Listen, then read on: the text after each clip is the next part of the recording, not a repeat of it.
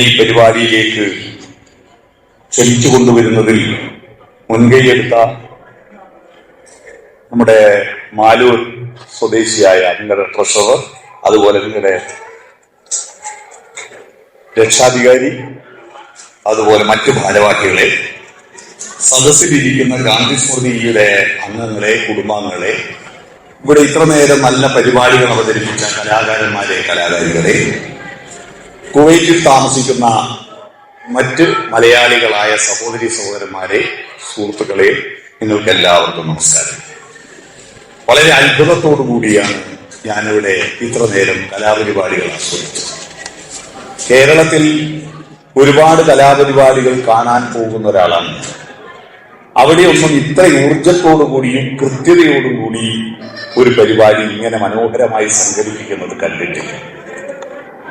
ഭാരതത്തിന്റെ സൗന്ദര്യം എന്തെന്ന് തിരിച്ചറിയാൻ ഭാരതത്തിന്റെ തീരം വിട്ട് കടലിലൂടെ നീന്തിയിട്ട് മറ്റൊരു പാറയിൽ കയറി ഇരുന്നപ്പോഴാണ് വിവേകാനന്ദന് ഭാരതത്തിന്റെ മഹത്വവും സൗന്ദര്യവും തിരിച്ചറിഞ്ഞത് എന്നതുപോലെ നമ്മുടെ നാടിന്റെ സൗന്ദര്യം തിരിച്ചറിയണമെങ്കിൽ അതിന്റെ കലകളുടെ, അതിന്റെ ആർദ്രതയുടെ, അതിന്റെ മഹത്വം തിരിച്ചറിയണമെങ്കിൽ നമ്മുടെ നാട് വിട്ട് പുറത്തു പോകണം എന്നത് സർവ്വസാധാരണമായി പറഞ്ഞു വരുന്നൊരു വാക്കാണ്. അകന്നു നിൽക്കുമ്പോഴാണ് നമ്മുടെ വീടിന്റെ സൗന്ദര്യം നമുക്ക് മനസ്സിലാവുക. വീട്ടിന്റെ അകത്തുണ്ടാകുമ്പോ മരം മറിഞ്ഞിട്ട് കാട് കാണാതായി പോയി എന്നൊരു ചൊല്ലുണ്ടല്ലോ. മരം മറിഞ്ഞിട്ട് കാട് കാണുന്നില്ല. അതുപോലെ നമ്മൾ ഈ കേരളത്തിൽ ഇരുന്നിട്ട്, അല്ല ഇന്ത്യയിൽ ഇരുന്നിട്ട് വരകുമ്പോ ആ കേരളത്തിന്റെയോ ഇന്ത്യയുടെയോ അതിന്റെ ഭാഷയുടെയോ അവിടുത്തെ സംസ്കാരത്തിന്റെയോ സൗന്ദര്യം എന്തെന്ന് നമുക്ക് തിരിച്ചറിയില്ല.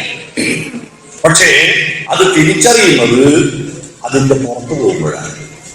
പ്രവാസിയായി പ്രകർഷേണ വഹിക്കുന്നവരാണ് പ്രവാസികൾ. പ്രകർഷേണ ഉന്നതമായ രീതിയിൽ അകന്ന് ജീവിക്കുമ്പോഴാണ് പ്രവാസി ഉണ്ടാകുന്നത്. ആ പ്രവാസികൾക്കാണ് നമ്മുടെ നാടിന്റെ സൗന്ദര്യവും മഹത്വവും ഏറെ അടുപ്പമുണ്ടാകുന്നത്. അതൊരു നൊസ്റ്റാൾജിക് ഫീലിംഗ് ആയി. പ്രത്യേകിച്ച് മലയാളികൾക്ക് പൊതുവായിട്ടുള്ള ഒരു വികാരം. നമ്മൾ സ്കൂളിൽ പഠിച്ച ഊസാഗ, LCM ഊസാഗ, ഉത്തമ സാധാരണ ഗുണിതം ലാസാഗു എന്നൊക്കെ കേട്ടിട്ടില്ലേ? മലയാളികളുടെ ഊസാഗ അവന്റെ നൊസ്റ്റാൾജിയ, അവന്റെ ഗ്രാമം, അവിടുത്തെ പുഴകൾ, അവിടുത്തെ വയലേലുകൾ, അവിടുത്തെ കണിക്കൊന്നകൾ, അവിടുത്തെ പൂക്കള്, അവിടുത്തെ ഓണം, അവിടുത്തെ വിഷു, അവിടുത്തെ കളികൾ, അതൊക്കെ മലയാളികളുടെ നൊസ്റ്റാൾജിയാണ്. എല്ലാവർക്കും, അത് ജാതി മത വർണ്ണവർഗ ഭേദമന്യേ എല്ലാവർക്കുമുള്ള ഒരു ആന്തരികമായ ഊർജമാണ് അതിന്റെ നൊസ്റ്റാൾജിയ. ആ നൊസ്റ്റാൾജിയ ഫീൽ ചെയ്യിക്കുന്ന വിധത്തിൽ ഇവിടെ വന്നപ്പോ എനിക്ക് മനോഹരമായി നിങ്ങളുടെ പ്രസിഡന്റിന്റെ വീട്ടിൽ കേരളത്തിൽ നിന്നും ഇത്ര അടുത്തും ഇത്ര മനോഹരമായ ഒരു സദ്യ ഉണ്ടിട്ടില്ല. അതിമനോഹരമായ ഒരു സദ്യ അദ്ദേഹത്തിന്റെ വീട്ടിൽ നിന്ന് എനിക്ക് ഇന്ന് ഉച്ചക്ക് കഴിക്കാൻ പറ്റി എന്നത് വളരെ സന്തോഷപൂർവ്വം ഞാനിവിടെ ഓർമ്മിക്കുകയാണ്. ഗാന്ധി സ്മൃതി വളരെ ആദർശികമായിട്ടാണ് ഇങ്ങനെയൊരു സംഗമത്തെ കുറിച്ച്, ഇങ്ങനെയൊരു പ്രസ്ഥാനത്തെ കുറിച്ച് ഞാൻ അറിയുന്നത്. ആ ഗാന്ധി സ്മൃതി സംഗമം അവർ നടത്തുന്ന ഒരു മഹത്തായ ഒരു സേവന പരിപാടിയാണ് സബർമതി. അപ്പൊ ഗാന്ധി സ്മൃതി സംഗമത്തിൽ പങ്കെടുക്കാൻ ഇവിടെ വന്നിരിക്കുന്ന ഞാൻ സബർമതിയിൽ നിന്നാണ് വരുന്നത്. സബർമതിയിൽ നിന്ന് വരുന്നത് കേൾക്കുമ്പോ ഗുജറാത്തിൽ നിന്നാണ് വരുന്നതെന്ന് തെറ്റിദ്ധരിക്കേണ്ട. എന്റെ വീടിന്റെ പേര് സബർമതി എന്നാണ്. എന്റെ വീടിന്റെ കാവൽക്കാരനായിട്ട്, എന്റെ വീടിന്റെ അന്ന് ഞങ്ങളുടെ വീട് നിർമ്മിക്കുമ്പോൾ 22 വർഷം മുമ്പ് വീട് നിർമ്മിക്കുന്ന കാലത്ത് വീടിന്റെ വാതിലിൽ ഇങ്ങനെ ഒരു കൊത്തുപടി, പല ദൈവങ്ങളുടെ ചിത്രങ്ങളൊക്കെ കൊത്തിവെക്കും. അപ്പൊ ആരെ കൊത്തണം എന്നതിനെ പറ്റി സംസാരിച്ചു കൊണ്ടിരിക്കുമ്പോ എന്റെ മനസ്സിൽ കൂടി വന്നത് മറ്റാരും വേണ്ട, നമ്മുടെ വീടിന്റെ, എന്റെ മനസ്സിന്റെ, എന്റെ ആദർശത്തിന്റെ കാവൽക്കാരൻ ഗാന്ധി അല്ലാതെ മറ്റാരുമല്ല. അതുകൊണ്ട് ഗാന്ധി വടിയിൽ കുത്തി നടക്കുന്ന ചിത്രമാണ് എന്റെ വീടിന്റെ വാതിലിൽ കൊത്തിവെച്ചത്. അപ്പൊ കൊത്തിവെച്ചത് കൊണ്ട് തന്നെ വീടിന്റെ പേരെന്ത് എന്ന് ആലോചിച്ചപ്പോ ഞാനിങ്ങനെ ആലോചിച്ചു, സബർമതി. അദ്ദേഹത്തിന്റെ ആശ്രമത്തിന്റെ പേരായതുകൊണ്ട് മാത്രമല്ല, സബർമതി എന്ന പ്രസ്ഥാനത്തിന്, സബർമതി എന്ന വാക്കിന് രണ്ട് വാക്കുകൾ ചേർന്നിട്ടാണ് സബർമതി ഉണ്ടായത്. സബർ എന്ന് പറയുന്നത് പ്രകാശം എന്നാണ്. മതി എന്ന് പറഞ്ഞാൽ മനസ്സ് എന്നാണ്. സബർമതി എന്ന് പറഞ്ഞാൽ ലൈറ്റ് ഇൻ മൈൻഡ്, പ്രകാശം പരത്തുന്ന മനസ്സ് എന്നാണ് അർത്ഥം. ഗാന്ധി എന്ന് പറയുന്നത് കേവലം ഒരു മനുഷ്യൻ മാത്രമല്ല, അദ്ദേഹം ലോകത്തിന്റെ പ്രകാശം പരത്തുന്ന മനസ്സാണ്. കുവൈറ്റിലും ഗൾഫിലുമെല്ലാമുള്ള എണ്ണകൾ പറ്റിയാൽ ലോകത്തിന്റെ ബാഹ്യമായിരിക്കുന്ന സിമെന്റ് നിർമ്മിക്കുവാനുള്ള പാറകളെല്ലാം പൊടിച്ചു തീർന്നാൽ, ലോകത്തിന്റെ ഇന്ന് കാണുന്ന പുറംപോടിയായിരിക്കുന്ന സമ്പത്തുകളെല്ലാം തീർന്നാൽ ഈ ലോകത്തിന്റെ തത്വശാസ്ത്രം ഗാന്ധിസമായിരിക്കുമെന്ന കാര്യത്തിൽ യാതൊരു തർക്കവുമില്ല. ഇപ്പോൾ ഗാന്ധിയെ നമ്മൾ ഓർക്കാത്തതും, ഗാന്ധിയെ നമ്മൾ മറക്കുന്നതും, ഗാന്ധിയെ നമ്മൾ കൊണ്ടു നടക്കാത്തതും. കുഞ്ഞിലി മാഷയുടെ ഒരു കവിതയുണ്ട്, ഗാന്ധിക്ക് ഗാന്ധിയെ ശിഷ്യൻ, ഗാന്ധി ശിഷ്യർക്ക് ലോകത്തിലെല്ലാരും ശിഷ്യരാവണം, താനൊഴിച്ചെല്ലാരും ഗാന്ധിയാണ്. ഗാന്ധിക്ക് ലോകത്തൊറ്റൊരു ശിഷ്യനെയുള്ളൂ, അത് ഗാന്ധി മാത്രമാണ്. അദ്ദേഹത്തെ പോലെ ജീവിച്ച മറ്റൊരാളും ലോകത്തില്ല. അതുകൊണ്ടാണ് മധുസൂദനൻ നായരുടെ ഗാന്ധി എന്ന മനോഹരമായ കവിതയുടെ ആരംഭം തനിയേ നടന്നു നീ പോവുക, തനിയേ നടന്നു നീ പോവുക. ആരോട് പറയുന്നു? അനുഗാമി അനുഗാമി, പിന്നീട് ആരും നടക്കാത്ത യാത്രക്കാരാ, നീ ഒറ്റയ്ക്ക് നടന്നു പോവുക. പക്ഷെ ആ നടത്തം ഒറ്റക്കാണെങ്കിലും അത് ലോകത്തിലെ മനുഷ്യരുടെ മനസ്സുകളിലേക്ക്, ഹൃദയങ്ങളിലേക്ക്, ഈ പ്രപഞ്ചത്തിന്റെ തത്വശാസ്ത്രത്തിലേക്കുള്ള നടത്തമാണത്. ആ ഗാന്ധിയിലേക്ക് തിരിച്ചു പോവുക എളുപ്പമല്ല. ഗാന്ധിയിൽ നിന്ന് അകന്നു പോകാൻ വളരെ എളുപ്പവുമാണ്. അപ്പോഴാണ് ഗാന്ധിയുടെ ഓർമ്മിക്കാൻ വേണ്ടി ഈ കുവൈറ്റിൽ ഏറ്റവും കൂടുതൽ പ്രകൃതിയിൽ നിന്ന് വിഭവങ്ങൾ സ്വീകരിച്ച് അതിന്റെ സമ്പത്ത് കൊണ്ട് ജീവിക്കുന്ന ഒരു നാട്ടിൽ ആർദ്രതയുടെ കയ്യിലിന്റെ ഉറവ പറ്റിപ്പോകാത്ത ഒരു പറ്റം മനുഷ്യര് ഇവിടെ 2-3 കൊല്ലം മുമ്പ് രൂപീകരിച്ച ഒരു പ്രസ്ഥാനം. ഞാൻ കരുതിയത് ഇവരുടെ അനൗൺസ്മെന്റും ഇവരുടെ നോട്ടീസും അതിന്റെ പ്രവർത്തനങ്ങളെല്ലാം കേട്ടപ്പോ ഒരു 10-30 വർഷം പഴക്കമുള്ള പ്രസ്ഥാനമാണെന്നാണ് ഞാൻ കരുതിയത്. എന്നാൽ കോവിഡ് കാലത്ത് രൂപീകരിച്ച് ഇത്രയും എളുപ്പത്തിൽ ഇത്രയും വലിയ പ്രവർത്തനങ്ങൾ കാഴ്ചവെച്ചു എന്ന് പറഞ്ഞാൽ ഇവർക്ക് സഞ്ചരിക്കുവാൻ ഇത്രയും കാലം ദൂരം ഇനിയുമുണ്ട്. ഒരുപാട് പോകാനും കഴിയും. അതിനുള്ള ഇഴയെടുപ്പം ഇവരുടെ ഹൃദയങ്ങൾ തമ്മിലുണ്ട്. ആ ഇഴയെടുപ്പമാണ് മനുഷ്യനും തമ്മിൽ വേണ്ടത്. നമുക്ക് ലോകത്തിന് വേണ്ടത് എന്താണ്? ലോകത്തിന് ഏറ്റവും കൂടുതൽ വേണ്ടത് എന്താണ്? നമ്മുടെ ഒരു പഴയ സിനിമാ ഗാനം, ഒന്നല്ല പണമല്ല വേണ്ടത്. എന്താ വേണ്ടത്? ഏറ്റവും പ്രധാനമായിട്ട് കരുണയാണല്ലോ. ദൈവം പറയാണ്, വെളിയല്ല എനിക്കു വേണ്ടത്, വെളിയല്ല കാസയേതും കൈകളിൽ വേണ്ടത്, കരുണയാണല്ലോ, കരുണയാണല്ലോ. ദൈവം എന്ന് പറയുന്നത് കരുണയാണ്. അതുകൊണ്ട് ദൈവത്തിന് മലയാളത്തിൽ ഏറ്റവും മനോഹരമായ പര്യായം ഏതെന്ന് ചോദിച്ചാൽ ഞാൻ പറയും അതിന്റെ പര്യായം കരുണാകരനാണ്. കേരളത്തിന്റെ പഴയ മുഖ്യമന്ത്രി ആയതുകൊണ്ടല്ലേ കരുണാകരൻ, കരുണയാണ്. മണ്ണിലും വിണ്ണിലും തോണിലും തൊഴുമ്പിലും ദൈവമിരിക്കുന്നു, അവൻ കരുണാമയനായി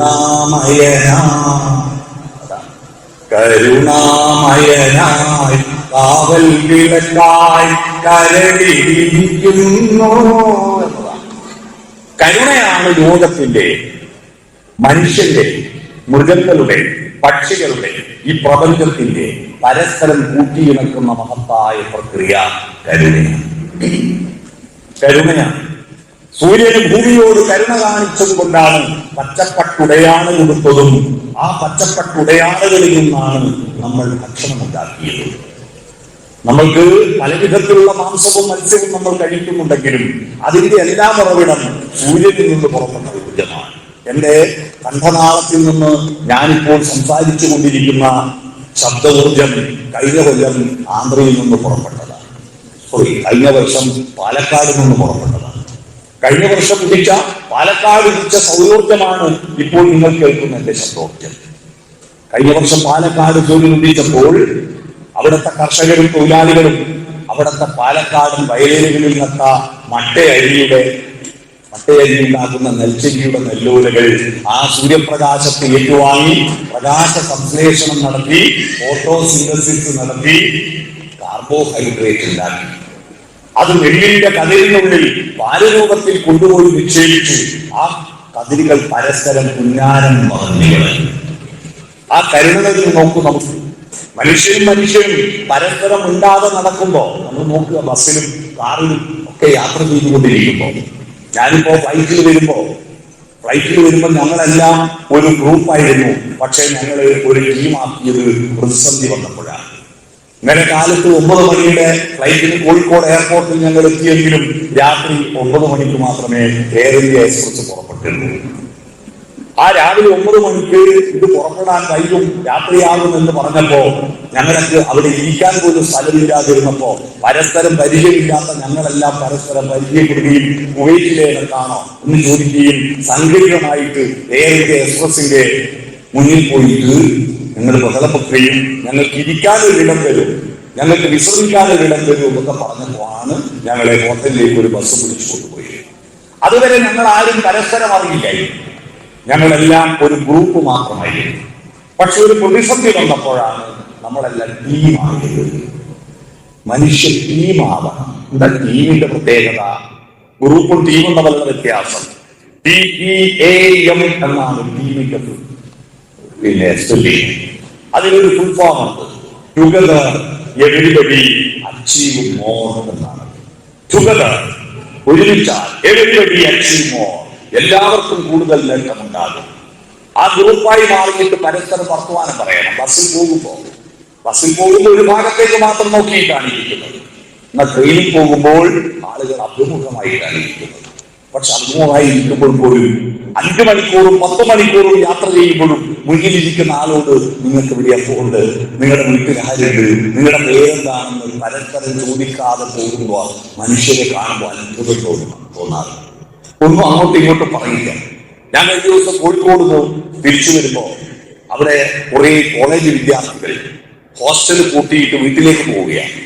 അപ്പൊ അവർ കയറിയ കമ്പാർട്ട്മെന്റിൽ തന്നെ ഞാൻ കയറി. കാരണം ന്യൂ ജനറേഷന്റെ ട്രെൻഡ് അറിയണമല്ലോ, അവർ തമ്മിലുള്ള വർത്തമാനങ്ങൾ കേൾക്കണമല്ലോ. പക്ഷെ ഞാൻ അവരുടെ കൂട്ടത്തിൽ സീറ്റില്ലാതെ നിന്നിട്ട് വന്നിട്ടുണ്ട്. ഇങ്ങെത്തുന്നവരെ നിരാശയായിരിക്കും പലരും. കാരണം അവരൊന്നും പരസ്പരം ഒന്നും വേണ്ടിയില്ല. അവരെല്ലാം ഈ ആശുപത്രിയിൽ ICU ഒന്നും പറയുന്നില്ല. പറയാനല്ല പിന്നെ മനുഷ്യനെന്തിനാ? നമുക്ക് ഭാഷ കണ്ടുപിടിച്ചതെന്തിനാണ്? ഭാഷ കണ്ടുപിടിച്ചത് ഞാനിപ്പോ നമ്മളെല്ലാം കൂട്ടിയോജിപ്പിക്കുന്നത് ഒരു ഭാഷ കൊണ്ടാണല്ലോ, ഞാൻ പറഞ്ഞ പ്രസംഗങ്ങൾ കൊണ്ടാണല്ലോ ഞാനിവിടെ വന്നിരിക്കുന്നത്. അത് യൂട്യൂബിൽ കേട്ടത് കൊണ്ടാണല്ലോ നിങ്ങൾ എന്നെ വിളിച്ചത്. എന്നെ ഇവിടെ എത്തിച്ചതിന്റെ പുറകിൽ ഭാഷയാണ്. ആ ഭാഷ ഉണ്ടായത് എന്തിനാണ്? പരസ്പരം ശകാരിക്കാനും കുറ്റപ്പെടുത്താനും തെറി പറയാനും പാരവെക്കാനുമാണോ ഭാഷ കണ്ടുപിടിച്ചിരിക്കുന്നത്? ഭാഷ കണ്ടുപിടിച്ചതിനെ പറ്റിയിട്ട് ONV കുറുപ്പിന്റെ മനോഹരമായ ഒരു കവിതയുണ്ട്. പണ്ട് കാട്ടാളന്മാർക്ക് ആശയമുണ്ടായിരുന്നു. ഭാഷക്ക് 4 ഈ ശബ്ദത്തിന് 4 ഘട്ടങ്ങളുണ്ട് കേട്ടോ. ഞാനിപ്പോ നിങ്ങളോട് പറയുന്നത് എന്റെ തൊണ്ടയിൽ നിന്ന് പുറപ്പെടുന്ന ഈ അക്ഷരമുണ്ടല്ലോ, അതിന് മുന്നിൽ 3 ഘട്ടങ്ങളുണ്ട്. ആ 3 ഘട്ടങ്ങൾ കടന്നിട്ടാണ് പശ്യന്തി, മധ്യമ, വൈഖരി. 4 ഘട്ടങ്ങളാണ് ഭാഷ. ഇതിന്റെ ഉള്ളിൽ നടക്കുന്ന 3 പ്രക്രിയ നമ്മൾ ആരും അറിയുന്നില്ല. എന്ന് പറയുന്നത് പറയാനൊരു തോന്നലുണ്ടാവണ്ടേ ആദ്യം. ആ തോന്നലുണ്ടാകുന്നത് ഏതെങ്കിലും മലയാളത്തിലോ ഇംഗ്ലീഷിലോ ഒന്നും അല്ല. പ്രസവം എന്ന വാക്കുണ്ടാകുന്നതിന് മുമ്പ് മനുഷ്യൻ പ്രസവിക്കാറില്ലേ? പ്രസവം എന്ന വാക്കുണ്ടാകുന്നതിന് മുമ്പ് പ്രസവം ഉണ്ടായിരുന്നു. അന്ന് പ്രസവിക്കുന്ന സ്ത്രീക്ക് പ്രസവിക്കുകയാണെന്ന തോന്നലുണ്ടായിരുന്നല്ലോ. അതൊരു ഭാഷയിലുമായിരുന്നില്ല. വേദന എന്ന വാക്കുണ്ടാകുന്നതിന് മുമ്പ് വേദന ഉണ്ടായിരുന്നു. സന്തോഷം എന്ന വാക്കുണ്ടാകുന്നതിന് മുമ്പ് സന്തോഷമുണ്ടായിരുന്നു. ഭക്ഷണം എന്ന വാക്കുണ്ടാകുന്നതിന് മുമ്പ് ഭക്ഷണവും ഉണ്ടായിരുന്നു. അതാദ്യം മനസ്സിൽ ഒരു തോന്നലുണ്ടല്ലോ, ഒരു ഭാഷയുമല്ലാതെ അമൂർത്തമായ അവ്യക്തമായ ഒരു തോന്നൽ. അതിനാണ് എന്ന് പറയുക. ആ തോന്നൽ വന്നാൽ അത് പ്രകടിപ്പിക്കണം, ആരോടെങ്കിലും പറയണമെന്ന ഒരു ആവേശമുണ്ടാക്കുന്നതാണ്, അതിനുള്ള മാർഗം കണ്ടെത്തുന്നതാണ് പശ്യന്തി. ഒരു മാർഗം കണ്ടെത്തണം. ഈ തോന്നല് ആരെങ്കിലും അറിയിക്കണമെന്ന ഒരു മാർഗം കണ്ടെത്തണം. 3-മത്തത്, ആ മാർഗം എങ്ങനെയാണ്? ചില ആളുകൾ കണ്ണുകൊണ്ട് ഒരു സൈറ്റ് അടിച്ചിട്ട് ആ മാർഗം കണ്ടെത്തും അല്ലേ? പ്രണയം പണ്ട് കോളേജിന്റെ മുന്നിൽ ബസ് സ്റ്റോപ്പിനെ പറ്റി ഞങ്ങൾ പറയുന്ന ഒരു കടകഥയുണ്ട്. കണ്ണും കമ്പിയടിക്കും തപ്പാല പീസ്. അപ്പുറത്തെ ബസ് സ്റ്റോപ്പിൽ നിന്ന് ഇപ്പുറത്തെ ബസ് സ്റ്റോപ്പിലേക്ക് കമ്പിയടിക്കാറുണ്ടായിരുന്നു. കമ്പിയടിക്കും കണ്ണുകൊണ്ട് കണ്ണുരുക്കി കാണിച്ചിട്ട് പ്രണയം പ്രകടിപ്പിക്കാറുണ്ടായിരുന്നു. അതൊരു മാർഗമാണ്. മിണ്ടാതിരിക്കുന്നത് ഒരു മാർഗമാണ്. 1980 മുമ്പ് മലയാളി പെൺകുട്ടികൾ വിവാഹത്തിന് സമ്മതമാണോ എന്ന് ചോദിച്ചാൽ സമ്മതമാണെന്ന് പറയാറില്ല. അവരുടെ മറുപടി, അവരുടെ കമ്മ്യൂണിക്കേഷൻ മൗനമായി.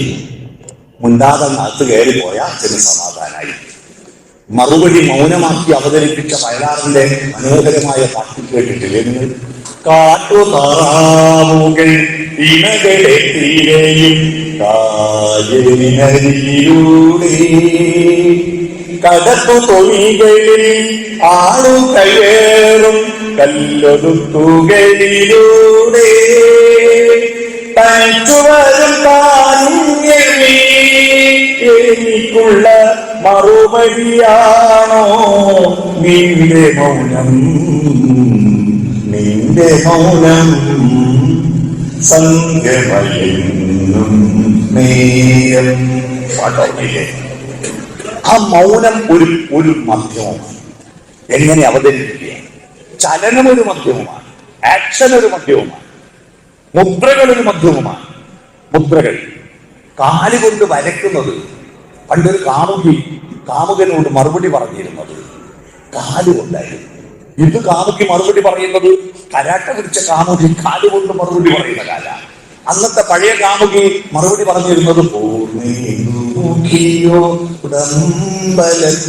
വച്ച് പൂജിച്ച ചന്ദനം ഞാൻ ചോദിച്ചു, കൺമണി അതു കേട്ടു നാണിച്ചു താനകം കൊണ്ടൊരു വരച്ചു.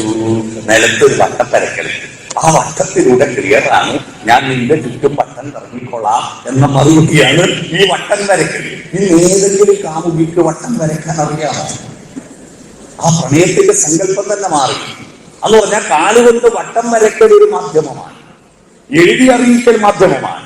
ഇപ്പൊ മുഴുവൻ ടൈപ്പ് ചെയ്തിട്ട് അറിയിക്കലാണല്ലോ. ഇമോജി ഒരു മാധ്യമമാണ് അല്ലേ? ഇമോജികൾ ഒരു മാധ്യമമാണ്. ഇപ്പൊ മംഗ്ലീഷ് ടൈപ്പ് ചെയ്യലാണ് ഒരു മാധ്യമം. മംഗ്ലീഷ് ടൈപ്പ് ചെയ്യൽ, അത് ടൈപ്പ് ചെയ്തിട്ട് വായിക്കുന്നത് പല അബദ്ധങ്ങളായി പോകാറുണ്ട് അല്ലേ? പല അബദ്ധങ്ങളായി പോകാറുണ്ട്. നിന്റെ അമ്മയുടെ പേരെന്താണ് എന്നതിന് ഒരാൾ മറുപടി അയച്ചത് മുളന്തുരുത്തി മറിയാം എന്നാണ്. പക്ഷെ ഇംഗ്ലീഷിൽ ടൈപ്പ് ചെയ്തിട്ട് വായിച്ചത് വേറെ മോശമായി പോയി. അത് ഞാൻ ഇവിടെ പറയുന്നില്ല. അപ്പോ അത്തരത്തിൽ മംഗ്ലീഷിനെ കൊണ്ട് അബദ്ധങ്ങൾ വരാറുണ്ട്. ഞാൻ പറഞ്ഞു വരുന്നത് ഇങ്ങനെ ഒരു പലതരത്തിലുള്ള മാധ്യമങ്ങളിൽ കണ്ടെത്തും. അതാണ് മധ്യമ. പശ്യന്തി മധ്യമ. ഇത് കണ്ടെത്തി കഴിഞ്ഞാൽ അത് എന്നിൽ നിന്ന് പുറപ്പെട്ട് നിങ്ങളുടെ കർണപടത്തിലോ നിങ്ങളുടെ കണ്ണിന്റെ റെറ്റിനയിലോ പതിയുന്നത് വരെയുള്ള പ്രക്രിയയിലാണ് വൈഖരി. എന്റെ ശബ്ദതരംഗങ്ങൾ പുറപ്പെട്ട് നിങ്ങളുടെ കർണപടത്തിൽ അത് പ്രകമ്പനം കൊണ്ടിരിക്കുമ്പോഴാണല്ലോ ഞാൻ പറയുന്ന വാക്കുകളുടെ അർത്ഥതലങ്ങൾ നിങ്ങളുടെ സ്മരണയിൽ ഈ വാക്കുകളുടെ ശബ്ദങ്ങളെല്ലാം രേഖപ്പെടുത്തി വെച്ചിരിക്കുന്നത് കേവലം വാക്കിന്റെ അർത്ഥങ്ങൾ മാത്രമല്ല, ശബ്ദത്തിന്റെ താളത്തിന്റെ അർത്ഥം പോലും ഉണ്ട്. ശബ്ദം മാറുമ്പോ അർത്ഥം മാറും. എല്ലാ വാക്കുകൾക്കും എല്ലായിടത്തും ഒരേ അർത്ഥമല്ല. അതുകൊണ്ട് വാക്കിനാണ് പ്രധാനം, എഴുത്തിനല്ല. രാവിലെ എന്ന് പറഞ്ഞാലും അർത്ഥം രണ്ടാണ്. രാവിലെ എന്ന് പറഞ്ഞാൽ 6 മണിക്കും 8 മണിക്കും 10 മണിക്കും രാവിലെ എന്ന് പറയാം. രാവിലെ എന്ന് പറഞ്ഞാൽ 6 മണിക്ക് മുമ്പാണ്. പക്ഷെ രാവിലെ ഒന്നും എഴുതാൻ പറ്റില്ല. ഞാനൊരു സ്കൂളിൽ പോയിട്ട് രാവിലെ എഴുതാൻ പറ്റുമോ എന്ന് ചോദിച്ചപ്പോ ഒരു പയ്യൻ എഴുന്നേറ്റിട്ട് കടലാസിൽ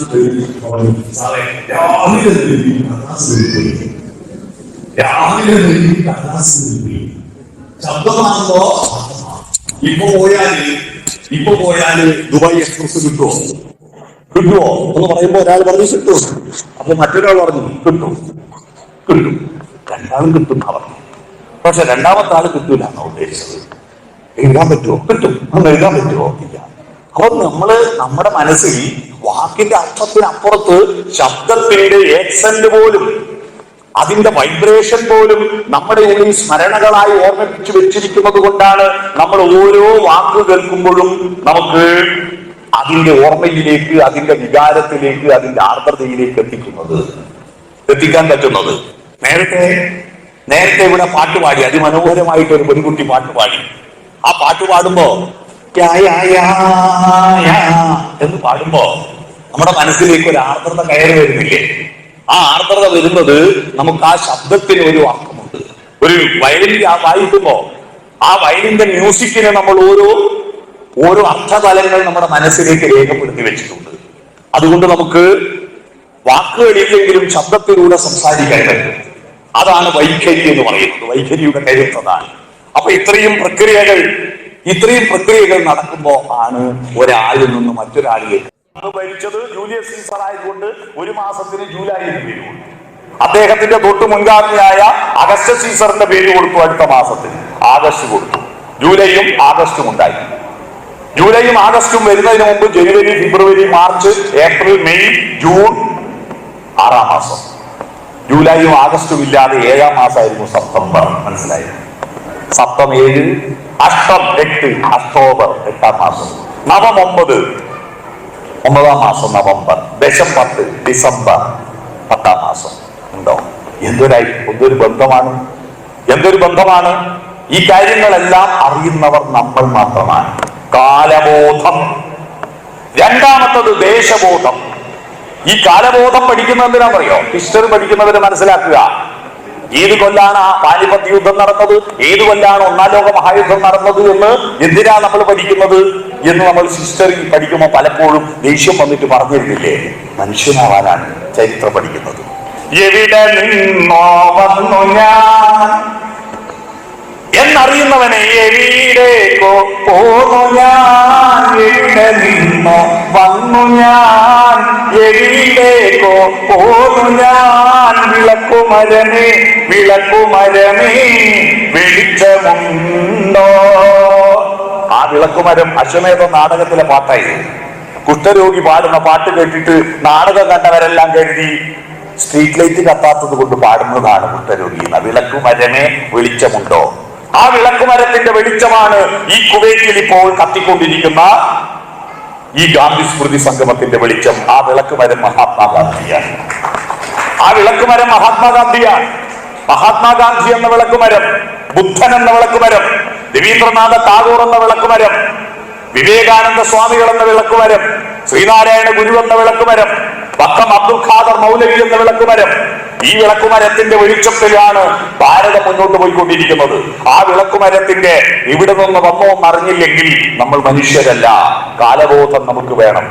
ഞാൻ 10-ാം ക്ലാസ് പഠിക്കുമ്പോ അക്ബർ ചക്രവർത്തിയുടെ ഭരണപരിഷ്കാരങ്ങൾ 1.5 കവിയാതെ ഉപന്യസിക്കുക എന്നൊരു ചോദ്യം ഉണ്ടായിരുന്നു. എല്ലാവർക്കും ദേഷ്യം വരുന്ന ചോദ്യമാണ്. 1.5 പേജ് തകർക്കാൻ അക്ബർ നല്ല ഭരണപരിഷ്കാരങ്ങൾ കാഴ്ചവെച്ച ചക്രവർത്തിയായിരുന്നു. അദ്ദേഹത്തിന്റെ ഭരണപരിഷ്കാരങ്ങൾ ലോകത്തിൽ ഏറ്റവും മികച്ചതായിരുന്നു. അദ്ദേഹത്തിന്റെ ഭരണപരിഷ്കാരങ്ങളെ പറ്റി ലോകത്തിൽ പലരും നല്ല അഭിപ്രായങ്ങൾ പറഞ്ഞിരുന്നു എന്ന്, തിരിച്ചും മറിച്ചും മോശം ഉണ്ടായിരുന്നില്ല, നന്നായിരുന്നു എന്ന് 1.5 പേജ് ഒന്നും ഉണ്ടാവില്ലേ.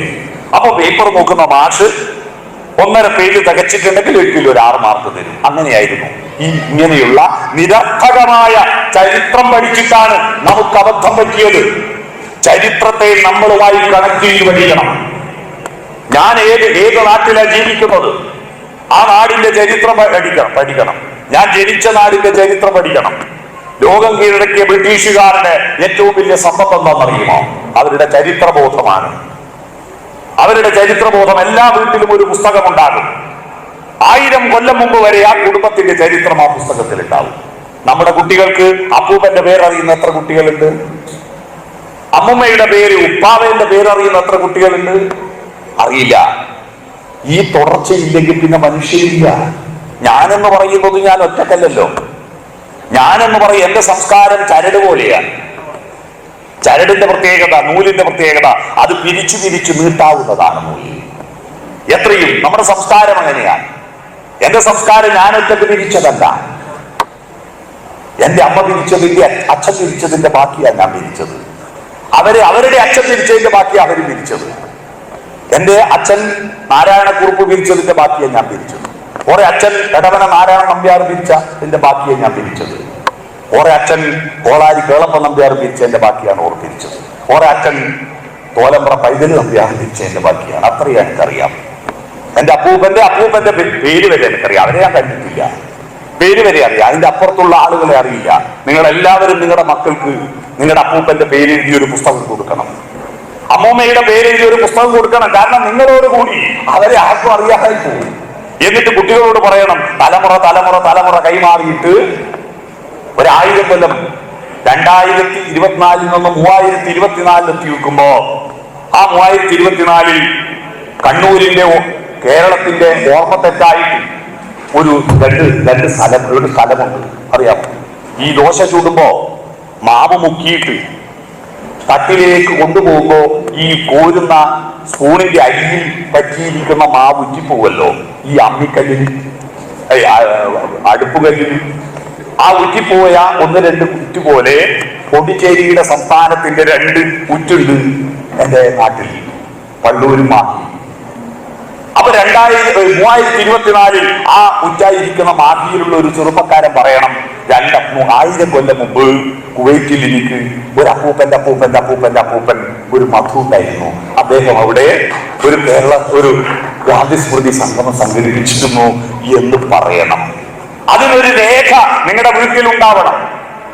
അതിൽ ചരിത്രം പഠിക്കണമെന്നർത്ഥം. മനസ്സിലായില്ലേ? ഗാന്ധിയെ മറക്കുന്നതിന്റെ കാരണം ചരിത്രത്തിനോടുള്ള അവഹേളനമാണ്. ചരിത്രം അന്വേഷിക്കുന്നില്ല നമ്മൾ. എന്തിനാ ചരിത്രം പഠിക്കുന്നത്? വെറുതെ കൊല്ലം പഠിക്കാൻ. ദേശം പഠിക്കണം. കാലദേശബോധത്തെ നമ്മൾ ഗ്രാഫ് വരച്ചാൽ കാലബോധത്തെ y ആക്സിസിലും ദേശബോധത്തെ x ആക്സിസിലും, അതാണ് graph. y axis and x axis. ആ കാലബോധവും ദേശബോധവും ചേരുന്നതിനാണ് എന്ത് പറയാ, പ്ലസ് എന്ന് പറയാ കേട്ടോ. പ്ലസ് കൂട്ടണം എന്നാ പറയുന്ന പ്ലസ്. നമ്മുടെ കുട്ടികൾക്ക് A+ കിട്ടണമെങ്കിൽ അവന്റെ അറിവ് അവന്റെ ദേശത്തോടും കാലത്തോടും പ്ലസ് ചെയ്യണം. അങ്ങനെ പ്ലസ് ചെയ്യാൻ തന്റെ അറിവ്, അന്നത്തെ കാട്ടാളന് അവന് ശബ്ദം മാത്രമേ ഉള്ളൂ, എഴുത്തില്ല, ശബ്ദം മാത്രമേ ഉള്ളൂ. ഈ ശബ്ദം പരിമിതമാണ്. ഞാനിപ്പോ ഇവിടുന്ന് എത്ര മൈക്ക് വേണ്ടി പ്രസംഗിച്ചാലും ഇത് ഈ ഭവൻ സ്കൂളിന്റെ മതിലിന്റെ അപ്പുറത്തേക്ക് പോകുന്നില്ലല്ലോ. ശബ്ദത്തിന്റെ പരിമിതി അതുണ്ടാകുമ്പോ തന്നെ ഇല്ലാതാകുന്നു എന്നതാണ്. അത് ദേശത്തിന്റെ അപ്പുറത്തേക്ക് പോകുന്നില്ല, കാലത്തിന്റെ അപ്പുറത്തേക്ക് പോകുന്നില്ല. ഇവിടെ മലയാളികളുടെ പ്രസംഗം കേൾക്കാൻ കേരളക്കാർക്ക് കഴിയുന്നില്ല. ഇന്ന് നമ്മൾ സാങ്കേതികമായ സോഷ്യൽ മീഡിയയും റെക്കോർഡിംഗ് സിസ്റ്റം ഒക്കെ വന്നതുകൊണ്ടല്ലേ കഴിഞ്ഞത്. പണ്ടത് കഴിയുമായിരുന്നില്ല. അപ്പൊ അതിനെന്ത് മാർഗം? മനുഷ്യന്റെ ആദ്യത്തെ അന്വേഷണം ആരംഭിച്ചത് തന്റെ ആശയങ്ങൾ തനിക്ക് ചുറ്റുവട്ടമുള്ള ധാവട്ടത്തിന്റെ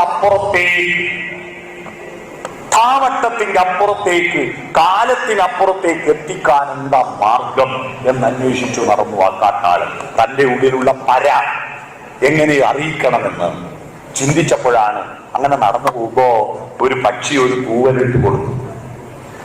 ആ തൂവലെടുത്തിട്ട് എന്തിനാവോ ഏതിനാവോ എന്നാണ് അവന്റെ ഉള്ളിൽ തോന്നിയത്. പക്ഷെ അങ്ങനെ ചിന്തിക്കാൻ മലയാളമില്ല. പക്ഷെ ചിന്തിച്ചു, ഇതെന്തിനാണ് എനിക്ക് തൂവല്? അപ്പൊ പക്ഷി ചിറകടിച്ച് ചിലക്കുമ്പോൾ അതും അവന് ഭാഷയാണ്. പക്ഷിയുടെ ചിറകടിക്കലും ഒരു ഭാഷയുണ്ട്. വാഴയുടെ ആട്ടത്തിനൊരു ഭാഷയുണ്ട്, അറിയാമോ? വാഴയിലൂടെ ആട്ടത്തിന്റെ ഒരു ഭാഷ അറിയാമോ? കഴിഞ്ഞ റംസാൻ മാസത്തിന്റെ അവസാനം ചന്ദ്രക്കല കാണുന്നുണ്ടോ? ആകാശത്തൊന്ന് നോക്കിയിട്ട് ഉമ്മ കുട്ടിയെയും മടിയിൽ വെച്ചിട്ട് ഇരിക്കുമ്പോ ആ കുട്ടി ഉമ്മയോട് ചോദിച്ച, ഉമ്മ ആണ്ട വാഴയിൽ ഇങ്ങനെ ആടുന്ന, വാഴയിൽ എങ്ങനെ ആടുന്നു നോക്കിയാട്ടെ, ഇങ്ങനെ ആടുന്നു, പ്രത്യേക താളം. നിങ്ങൾ കേട്ടിട്ടുണ്ടോ? വാഴയില ഒരു പ്രത്യേക താളത്തിലാടും. അപ്പൊ ഉമ്മ എന്ത് പറയൂ? ആടുന്ന ആടിക്കോട്ടെ, ബലാലെ ഇരിക്കത്ത. അങ്ങനെയല്ല ഉമ്മ പറഞ്ഞത് ആകാശത്ത് വാളംപുളി കണ്ടോ? വാളംപുളി വളഞ്ഞു നിൽക്കുന്ന പുളിയുടെ ഷേപ്പിലാണ് ചന്ദ്രക്കലയുണ്ടാകുക. വളൻപുളി പോലെ കമ്പീലി പൊങ്ങുമ്പോൾ കുലവാഴ കൈകളിൽ ഊഞ്ഞാലിലാടുന്ന കുഞ്ഞീളം പൂങ്കാറ്റ് തക്ബീർ ചൊല്ലുന്നു, ലാ ഇലാഹ ഇല്ലല്ലാഹ്, ലാ ഇലാഹ ഇല്ലല്ലാഹ്. വാഴയിലൂടെ കുട്ടിയുടെ ആട്ടം കണ്ടിട്ട് തക്ബീറിന്റെ താളമാണെന്ന് പാടിക്കൊടുക്കുന്ന ഒരു ഉമ്മയുണ്ടെങ്കിൽ ആ കുട്ടി ലോകത്തിന്റെ മനുഷ്യത്വത്തിന്റെ പ്രചാരകനാകും, ആർദ്രതയുണ്ടാകും. അതിനു പകരം ബലാൽ എനിക്ക് വേറൊന്ന് പണിയില്ല എന്ന് ചോദിച്ചാൽ തീർന്നു, അവന്റെ മനുഷ്യത്വത്തിന്റെ പടർത്തി. ഈ ശബ്ദം കാലപ്പഴക്കത്താൽ മായ്ക്കാൻ പറ്റാത്ത ആ നാദത്തെ കാലപ്പഴക്കത്താൽ മായ്ക്കാൻ കഴിയുമോ? ബിലാലിൻ സുന്ദര ബാങ്കുകൾ ഖുർആന്റെ കുളിരിടും വാക്യങ്ങളെന്നുമേ കരളിലെ കറകൾ കഴുകിടുന്നു. 1000 കാതം അകലയാണെങ്കിലും മായാതെ മക്ക മനസ്സിൽ എന്നുള്ള പാട്ടിന്റെ വരികൾ ഓർമ്മയുണ്ടോ? കാലദേശത്തെ മുറിച്ചു കടക്കുന്നതിന് മനോഹരമായ ഉദാഹരണമാണ് ആ പാട്ട്. കാലപ്പഴക്കത്താൽ മായ്ക്കാൻ പറ്റാത്ത. അപ്പോ ഈ ഈ പക്ഷിയുടെ ചിലക്കല് കെട്ടിട്ട് ഈ കാട്ടാളന് തോന്നുക, തന്നോട് പക്ഷി പറയുക, നിനക്ക് തന്നിരിക്കുന്ന തൂവലുണ്ടല്ലോ, അത് തൂലികയാക്കി മഷിയിലിറ്റി നിന്റെ ആശയങ്ങൾ കാലത്തിനപ്പുറത്തേക്ക് ദേശത്തിനപ്പുറത്തേക്ക് എത്തിക്കുവാൻ എഴുതുവെന്നും. പക്ഷെ എഴുതാൻ മഷി വേണ്ടേ? ഇവിടുന്ന് മഷി കിട്ടും. അപ്പൊ കദളിച്ചെടി കാറ്റത്തിങ്ങനെ ഇലകൾ ആടുമ്പോ ഇവൻ വിചാരിച്ചു എന്നെ വിളിച്ചതാ, എഴുതിയെടുക്കൂ, അതിൽ മുക്കി എഴുതൂ. മഷി കിട്ടി, എഴുതാൻ കടലാസ് വേണ്ടേ? കടലാസില്ലാത്ത കാലം. അപ്പൊ പൂതണക്ക് എന്ന് പറയുന്ന ഒരു മരമുണ്ട്, പൂതണക്ക്. ആ മരം സംസ്കൃതത്തിൽ അതിന്റെ പേര് ഊർജവൃക്ഷം എന്നാണ്. ഈ പൂതണക്കിന്റെ തൊലിയുടെ പ്രത്യേകത, അത് കിഴങ്ങിന്റെ തൊലി പോലെ, മരച്ചീനിയുടെ തൊലി പോലെ പലയട്ടി പൊളിച്ചെടുക്കാം. അപ്പൊ പൂതണക്ക് പറഞ്ഞു, എന്റെ തൊലി പൊളിച്ചെടുത്തോ, അത് ഉണക്കിയിട്ട് അതിലെഴുതിക്കോ. കാളിദാസന്റെ അഭിജ്ഞാന ശാകുന്തളം നാടകം എഴുതിയത് പൂതണക്കിന്റെ തൊലിയില, ഊർജപത്രം എന്നാണ് പറയാം.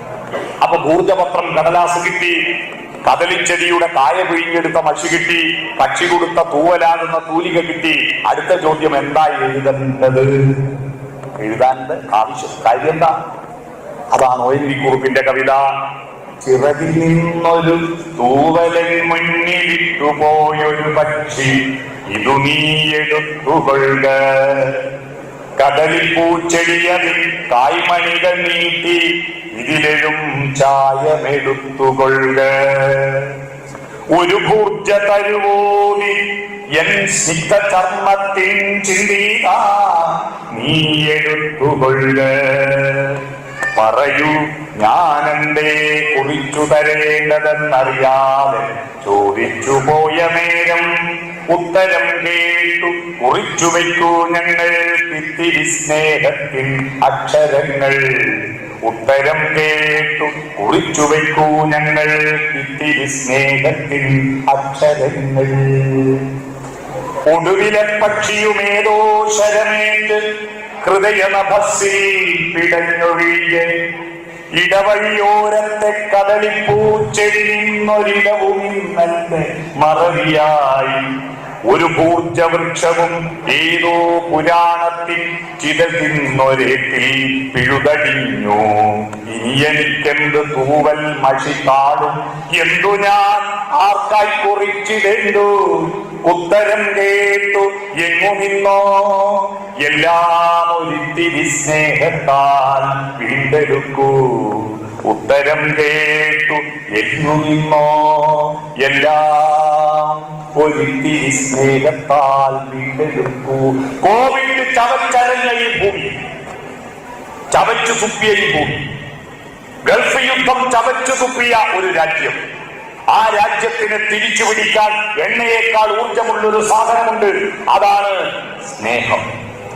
ആ സ്നേഹമാണ് ഈ പ്രസ്ഥാനത്തിന്റെ ഫിലോസഫി എന്ന് പറയുന്നത്. ആ സ്നേഹമാണ് ഇവരുടെ തത്വശാസ്ത്രം, അതാണ് ഇവരുടെ മാഗ്ന കാർട്ട. ആ സ്നേഹം കൊണ്ട് തിരിച്ചു പിടിക്കാനാവാത്തത് ഒന്നുമില്ല, അതാണ് ഗാന്ധിസം. അതാണ് ഗാന്ധിസം. സ്നേഹം കൊണ്ട് തിരിച്ചു പിടിക്കാനാവാത്തത് ഈ പ്രലോകത്തൊന്നുമില്ല. സൂര്യന്റെ സ്നേഹമാണ്. ആ സൂര്യന്റെ സ്നേഹമാണ് പാലക്കാട് വയലിലെ കതിരുകൾ ഏറ്റുവാങ്ങിയിട്ട് പുന്നാരം പറഞ്ഞത്. പുന്നാരം പറയാറുണ്ടോ? ഇത്തരം സദസ്സുകളിൽ വന്നിരുന്നാൽ അപ്പുറം ഇപ്പുറം ഒന്നും മിണ്ടാതെ ഊതക്കുട്ട പോലെ കൊണ്ടേ വെക്കല്ല, അപ്പുറം ഇപ്പുറം പറയണം. ചില ആളുകൾ പരിപാടികൾക്ക് വരുന്നത് വീട്ടിൽ നിന്ന് എടുത്തിട്ട് ഇവിടെ കൊണ്ടേക്കും, വീട്ടിൽ നിന്ന് എടുത്ത് വീട്ടിൽ കൊണ്ടേക്കും. എന്ത് കാര്യം? മനസ്സും ഹൃദയവും കൊണ്ടുവരണ്ടേ? മനസ്സും ഹൃദയവും കൊണ്ടുവന്നാൽ ആ മനസ്സും ഹൃദയവും ചലനാത്മകമാണ്, അപ്പുറത്തും ഇപ്പുറത്തും തുള്ളിക്കൊണ്ടിരിക്കണം.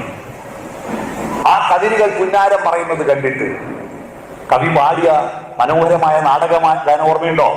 വരിനെല്ലിൻ ചുണ്ടിലെ ഇരുകീരെ പുന്നാരം പകരുവാനോടിവാ കാതേവാ, വെള്ളാരം കുന്നിലെ പൊന്മോളം കാട്ടിലെ പുല്ലാങ്കുഴലൂതും കാതേവാ, കരുമാടി കുട്ടന്മാർ കുതികൊള്ളും തോപ്പിലെ ഒരു കൈവാൻ കാതേവാ, നല്ലൊരു നാളിലെ മാളോരെ മണ്ണിലെ തുള്ളിക്കളി കാണാൻ കാതേവാ കാതേവാ എന്ന് പാട്ട് പാടുന്ന നിങ്ങൾ മനസ്സിലാക്കണം. അന്നത്തെ പാട്ട് കൊടുത്തിരുന്നത് ആർദ്രതയാണ്, എന്നാൽ ഇന്നത്തെ പാട്ട് കൊടുത്തിരുന്നു എന്താ? ഇപ്പൊ ആവേശം എന്ന് പറഞ്ഞൊരു സിനിമയുണ്ട് നമ്മുടെ നാട്ടിൽ ഇറങ്ങിയിട്ട്. ആ ആവേശത്തിൽ ഒരു അടിപൊളി പാട്ടുണ്ട്. ആ പാട്ട് നമ്മുടെ നാട്ടിൽ ഏറ്റവും കൂടുതൽ ചെറുപ്പക്കാര്, പ്രത്യേകിച്ച് +2 കഴിഞ്ഞ അല്ലെ SLC കഴിഞ്ഞ ചെറുപ്പക്കാര് പാടുന്ന പാട്ടാണ്. ആ പാട്ട് നിങ്ങൾ മനസ്സിലാക്കണം കേട്ടോ. ആ പാട്ട് മാതാപിതാക്കളെ മാപ്പ്, ഇനി അങ്ങോട്ട് തന്നിഷ്ട കൂത്ത്. മാതാപിതാക്കളെ മാപ്പ്, ഇനി അങ്ങോട്ട് തന്നിഷ്ട കൂത്ത്. +2 കഴിഞ്ഞാൽ ഉന്നം മറന്നൊരു പോക്ക്, ലക്ഷ്യമോതൊന്നും വേണ്ട, ഉന്നം മറന്നൊരു പോക്ക്, ഗുണപാഠങ്ങളോ മതിയാക്ക്. ഒരു ഗുണപാഠവും ഞങ്ങൾക്ക് വേണ്ട, ഇത് എൻ പാത എൻ അധികാരം, നിങ്ങൾ ആരും ഇതിൽ ഇടപെടണ്ട. വഴിതെറ്റാനുമുണ്ട് അവകാശം, വഴിതെറ്റാനുമുണ്ട്. ഇത് ഏറ്റവും കൂടുതൽ ഇന്ന് കേരളത്തിൽ വൈറലായ പാട്ടാ, നിങ്ങൾ ഇവിടെ കിട്ടിയിട്ടില്ലേ? വഴിതെറ്റാനുമുണ്ട് അവകാശം, സുഖ സന്തോഷമാണ് പ്രധാനം. ഏറ്റവും പ്രധാനം സുഖവും സന്തോഷവും. അതെങ്ങനെ കിട്ടും? താൽക്കാലികമായിട്ട് പുതിയ പുതിയ ഭക്ഷണങ്ങൾ അന്വേഷിച്ചു പോവുക. കേരളത്തിൽ ഏറ്റവും കൂടുതൽ കോവിഡ് കഴിഞ്ഞതിന് ശേഷം തുടങ്ങിയത് ഹോട്ടലുകളാണ്. പുതിയൊരു ഹോട്ടൽ തുടങ്ങി, അവിടുത്തെ പുതിയ ചിക്കനേക്കാൾ കുറച്ചുകൂടി എരിവുള്ള ചിക്കൻ അപ്പുറത്തെ ഹോട്ടലിൽ തുടങ്ങിയിട്ടുണ്ട്. അപ്പൊ ആളുകളെല്ലാം അങ്ങോട്ടോടി. ഇപ്പോ അതാണല്ലോ, നമുക്കെല്ലാം പല പേരുണ്ടെങ്കിലും മരിച്ചു കഴിഞ്ഞാൽ നമുക്കൊരു പേര്, എന്താ? ശവം അല്ലെ മയ്യത്ത്, ഒറ്റ പേരേ ഉള്ളൂ നമുക്ക് മരിച്ചാൽ. എന്നാ കോഴി എന്തൊരു ഭാഗ്യമാനാ, കോഴിക്ക് മരിക്കുന്നത് വരെ ഒരു പേരേ ഉള്ളൂ. മരിച്ചു കഴിഞ്ഞാൽ എത്ര പേരാ? Chicken kebab, chicken kadai, pepper chicken, ginger chicken, chicken 65, chicken പറന്നടിച്ചത്, ഇത് മുഴുവൻ കുട്ടികൾ തിന്നല്ലേ, ഇതിനന്വേഷിച്ച് പോവല്ലേ? അത് പോയിട്ട് അതിനെ കൊണ്ട് മതിയാവുന്നില്ല കുട്ടികൾ. സുഖ സന്തോഷമാണ് പ്രധാനം. ഇന്ന് തിന്നതിനേക്കാൾ മെച്ചപ്പെട്ട ചിക്കൻ നാളെ കിട്ടിയിട്ടില്ലെങ്കിൽ അവർ അസംതൃപ്തരാണ്. അപ്പൊ എന്താ മാർഗം? ഈ ശരീരത്തെ സുഖിപ്പിക്കാൻ. ശരീരം എന്ന് പറഞ്ഞാൽ ഈ ശരീരം എന്ന് പറഞ്ഞാൽ നമ്മളെ സ്വന്തമൊന്നുമല്ലല്ലോ, ഈ പ്രകൃതിയിൽ നിന്ന് വന്നതല്ലാത്ത ഒരു കോശമുണ്ടോ നമ്മുടെ ശരീരത്തിൽ? പ്രകൃതി എന്ന് പറഞ്ഞാൽ പഞ്ചഭൂതാത്മകമാണ്, അതാണല്ലോ പ്രപഞ്ചം എന്ന് പറയുന്നത്.